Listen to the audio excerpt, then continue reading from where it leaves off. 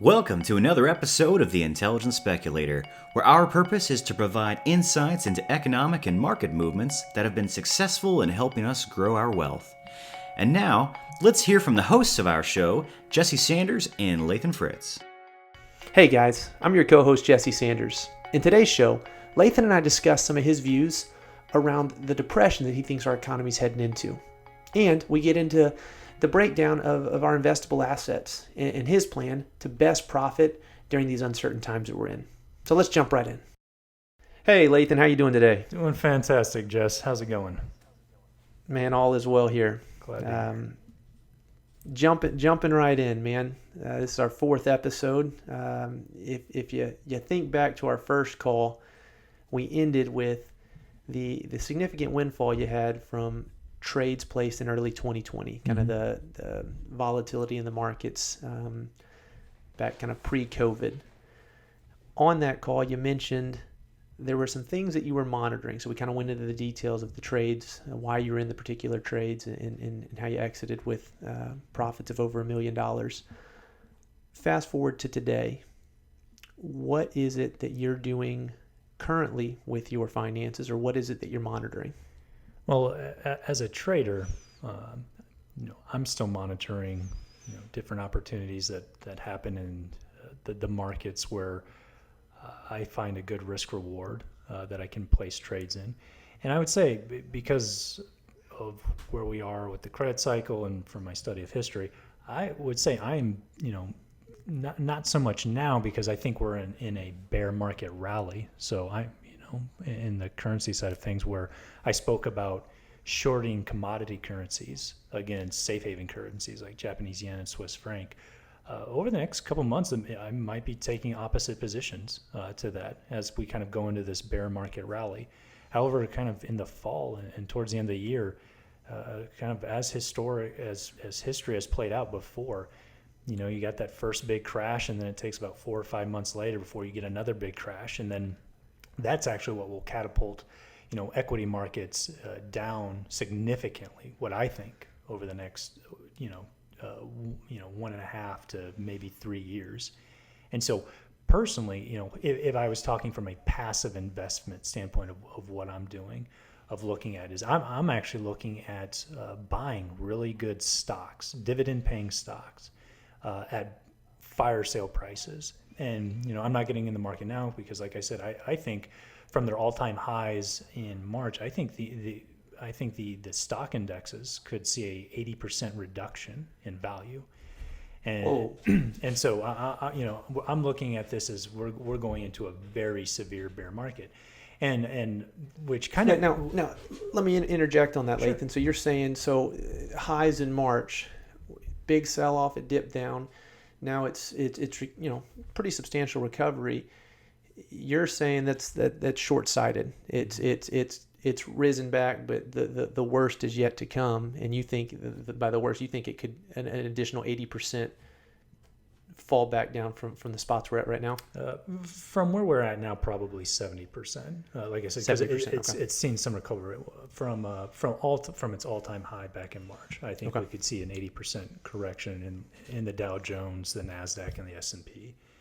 And so what I'm looking for, and again, from a passive investment standpoint, is I'm looking for finding these companies who, they're great companies. Like I'm not one of these doomer and gloomers. Like you could go, sell everything you have in the stock market and go to gold. Like that's not really who I'm in. What I want to look is what I think is actually going to happen and how things are actually going to play out. And I say all that where, I think you're going to have great companies that pay really good dividends that you can pick up at just very cheap prices. And as Warren Buffett says, price is what you pay, but value is what you get. And I plan on paying a very low price for a very good value. And so, I think right now we had our initial sell-off, and then you had this huge intervention from the federal government with the relief bill that was passed out of Washington for $2.2 trillion. They have another $2 trillion bill in the works, and they might even have another $2 trillion in the bill in the works after that. you have the Federal Reserve. Just keep throwing on trillions, bro. What's the big deal? Just keep piling on the trillions. And then you have $6 trillion that was printed by the Federal Reserve in a span of about 2 months, and they're more likely than not going to have to print some more before this is all said and done. And more likely than not, we'll probably go into some kind of negative interest rate territory, very much like the Central Bank of Japan and the Central Bank of Switzerland has had to do. But I say all that to, from a trading standpoint, I'll look to also, later this year, early next year, be, shorting the equity markets, also shorting commodity currencies against safe haven currencies. However, when all of this dust settles in about, a year to 2 years, that's when I'll be like, okay, the shorting's done, and it's time to start picking up these really good companies at these really good prices. So I'll probably and correct me if I'm wrong, Lathan, but that is kind of an abstract example because you have this unique niche, passion, ability, skill set to trade in the Forex market, and that's where you're kind of devoting in the short term. From a more long-term perspective, your I guess outlook or perspective is that these equity markets are going to be bottoming out, but may not be happening for the next few years. And when that happens, that's when you're going to be taking some and investing back into the equity markets. Is exactly that correct? That's absolutely correct. Yeah. So when I think and again, I'm not going to try to be an absolute bottom picker on these.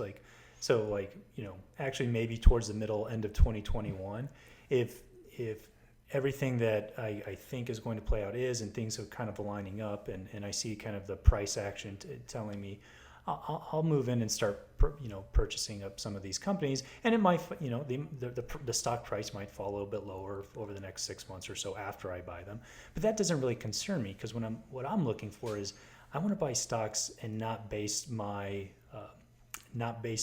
wealth accumulation off the stock price increase. I'm going to be going after these companies that are going to be paying me dividends every quarter for hopefully the rest of my life.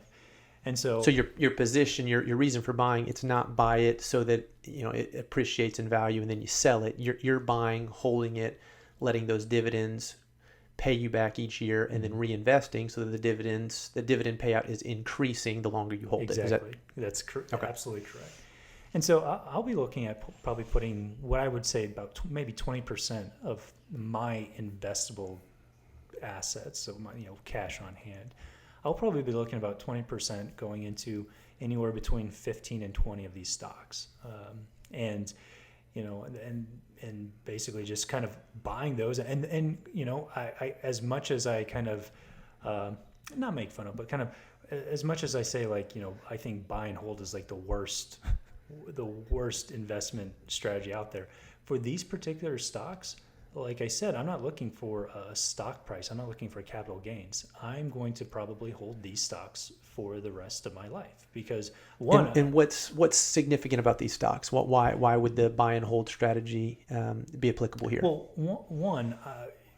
again, if everything plays out like I think it is, I think we'll be looking at these stock prices that we'll see their low. They'll be the lowest that they've been in 100 years, and they probably won't go as low for another 100. So I'm hopefully kind of like buying near kind of like what I would call like base bargain prices. Two, kind of going back to what I was saying, these companies are going to have like really cash flow balance. They're going to be companies that have been around for a very, very long time. They're going to be companies that have really good brand and market share and are cash efficient. And like I said, they're going to be around forever. But again, go back to the most important thing. They have been historically really good dividend paying companies that have increased their dividend on an annual basis, even during recessions. And so, if I can go in for a lot of these companies at kind of like a base, bargain prices, and it's the equivalent of anywhere from an 8 to 15% yield on your money off just the first year, that's insane, and especially in a great company. And if they historically kind of repeat the patterns of increasing their yields, I mean, in a decade, you could be getting paid automatically every year for as much or more than you actually bought the stock for. And so that is what I'm going to be looking at, in the coming, I would say, 18 months, from a very, very long-term perspective. And then I would also say I'm going to be probably also, right now I've kind of put a pause on gold and silver and purchases for my own, because I think in deflationary time periods like the one we're about to enter into, gold and silver don't necessarily do as well. However, I personally, I think it's wise to have around 5 to 10% of your wealth in precious metals, because it's an insurance policy. You don't do it as an investment, but you do it so that it protects your purchasing power of your money from the potential prospect of inflation. Let's dive into that a little bit. So how would that be, the owning of those physical precious metals? Is that, you hear the fear mongering of, our this currency is going to implode, and whoever has the most gold wins when it all resets. Is it from that outlook that this whole system we have may collapse, and it's I have this insurance policy, or what's your thought on that? Yeah, so I wouldn't go as far as to say is like I'm not a gold bug where it's there's a lot of individuals out there who always, like I said, kind of preach the doom and gloom, and you always have to have all your money in gold, and so sometimes their advice is right. Like a clock's even a broken clock is right twice a day, and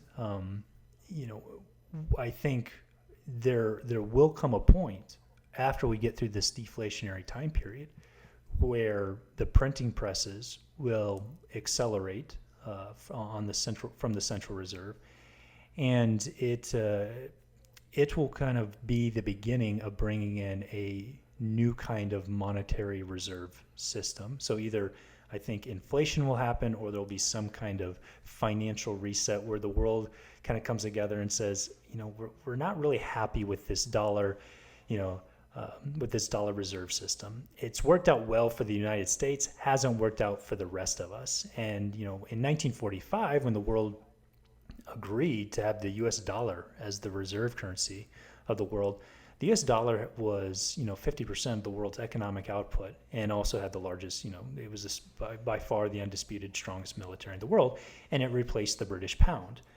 So we were the big guys on the block. We were the big guys on the block. But we made the rules. Yeah, exactly.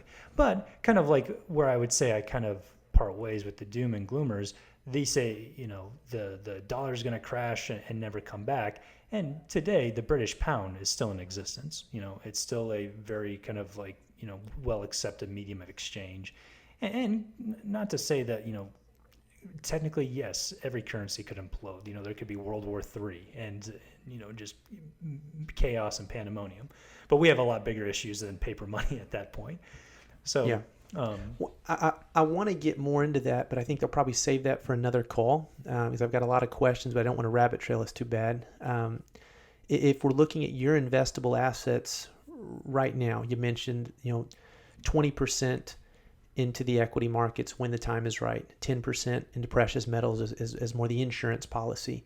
Mm-hmm. What do you do with the rest? Is that what you're doing on your kind of niche interest with the Forex trading? Mm-hmm.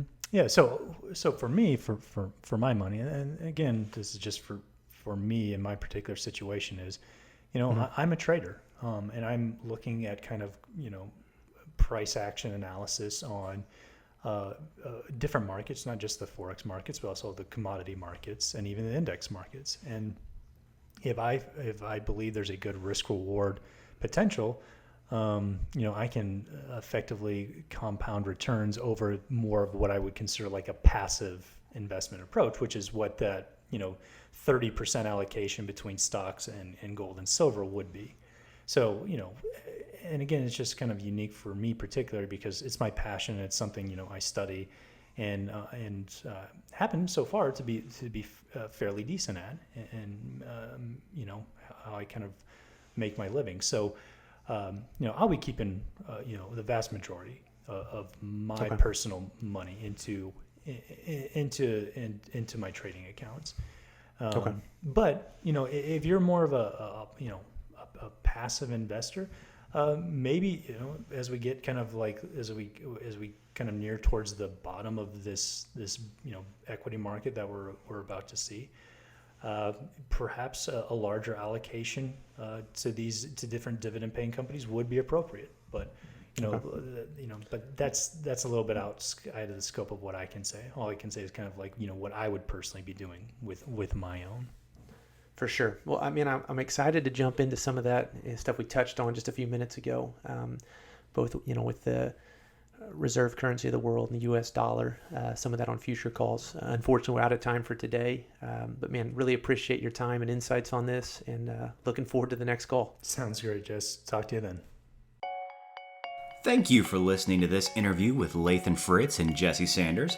We hope to see you next time, and remember to like and follow The Intelligent Speculator on Facebook, Twitter, and Instagram, where we are posting insightful nuggets of economic and market movements. And if you would like to get exclusive information, feel free to join the Intelligent Speculator Facebook group. Good day.